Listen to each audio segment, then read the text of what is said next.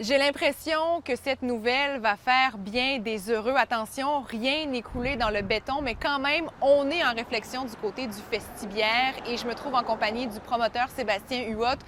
À quoi est-ce que ça pourrait ressembler si l'événement se tient à l'automne?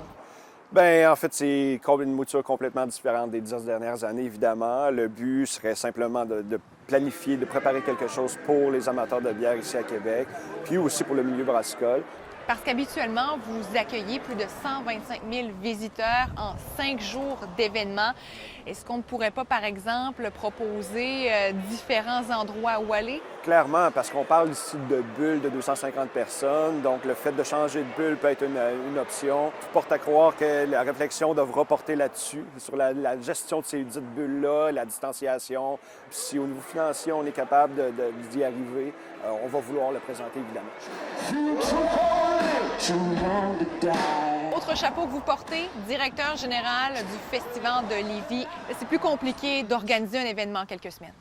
Bien, clairement, c'est un événement qui attire des artistes internationaux. Les frontières sont fermées. C'est pas vraiment dans les options d'être capable de regarder pour 2020. On se croise les doigts pour 2021.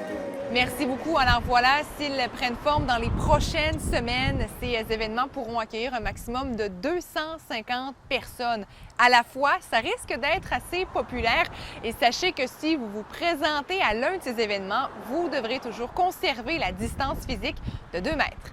Valérie Chouinard, TVA Nouvelles, à Québec.